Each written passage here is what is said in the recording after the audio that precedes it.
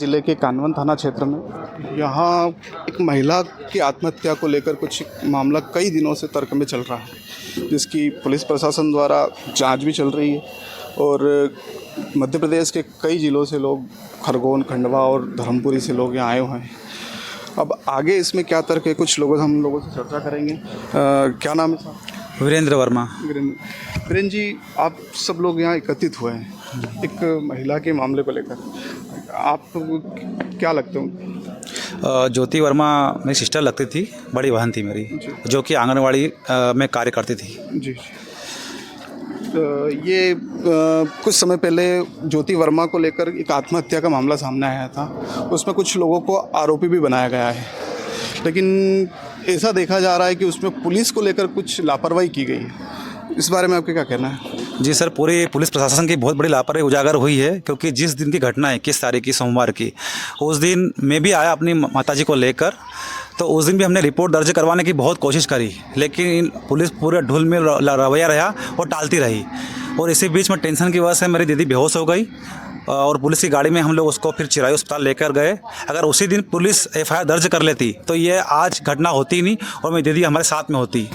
कुल मिला के बात ये है कि पुलिस प्रशासन द्वारा आपका सहयोग नहीं करा। बिल्कुल सर, नहीं करा सर। आपका क्या नाम है? मेरा नाम कुसुम है। कुसुम, क्या लगते हैं आप ज्योति? मेरी बेटी हो। अच्छा, आपकी बेटी। अच्छा, कुछ बातें ऐसी भी आई है कि प्रेम प्रसंग को लेकर कोई आत्महत्या की गई है, इसके बारे में क्या कहना चाहें? क्या किसने खुलासा किया था कि इनके और मृतिका और जो आरोपी है उसके बीच प्रेम प्रसंग था? नहीं था सर। अच्छा, आपका कहने का मतलब ऐसी कोई वारदात थी इस तरीके से? नहीं था सर। जी। कौन है यहाँ पे? जी, आपका क्या नाम? जी, नरेंद्र वर्मा।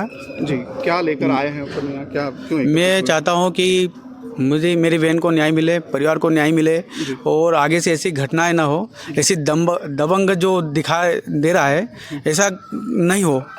पुलिस भी मतलब बिल्कुल डर रही है। 2 दिन उसकी मृत्यु होने के बाद में इन्होंने FIR दर्ज करी, बाकी ऐसे ही बहलाते रहे, टहलाते रहे उनको। उस चीज़ के कारण भी वो बिल्कुल मायूस थी कि हम घर से एक अकेले हैं, और इसी सदमे में वो थोड़ा सा सहन नहीं कर पाई और अपनी आत्महत्या कर ली उससे। जी। आत्महत्या नहीं है, मतलब एक प्रकार से प्लानिंग के तहत मर्डर ही है, क्योंकि वो बिल्कुल ऑन ड्यूटी पे थी। ड्यूटी पे 9 बजे, 9:15 बजे उसने अपना जो सार्थक पे लगाते हैं, जो उनके ऐप में चलाते हैं, अटेंडेंस लगाई उसने। उसके बाद ये जो मुख्य आरोपी जो चैन सिंह कुशवाहा है, ये अपनी पत्नी को लेके आया वहाँ पर। जी। पत्नी ने भी उसके साथ भी मारपीट करी, वो भग गया वहाँ की जगह। यदि उसकी बहन होती तो वो क्या भगता वहाँ से? जी। यदि वो बहन थी तो फिर वो अपनी मम्मी के पास, अपने भाई के पास क्यों नहीं आया? जी। भग के क्यों चला गया? वो औरतें इतनी हिम्मत कैसे हो गई उनकी कि 4-5 महिलाएं मिल के, 3-4-5 लड़के मिल के उसको मारते कूटते ला रहे, जाति सूचक शब्द का प्रयोग करते आ रहे हैं और बताते आ रहे हैं कि सभी हमारा ही है, तुम कुछ नहीं कर पाओगे। अकेले घर से रहने का मतलब ये थोड़ी नहीं कि हम जी नहीं पाएंगे। हाँ, मतलब कुछ इस तरीके की बातें आ रही है कि यहाँ दबंगता की जा रही है और पुलिस पे भी एक प्रकार से दबाव बनाया जा रहा है कि पुलिस ने 2 दिन तक उस घटना को ध्यान ही नहीं दिया। बिल्कुल मतलब बरगलाते रहे कि ठीक है, हो जाएगा कुछ भी। अच्छा, तो ये बात ये आ रही है सामने कि महिला के साथ मारपीट हुई, उसके शासकीय भवन पे मारपीट हुई, महिला को मारपीट करते हुए महिला को थाने लाया गया।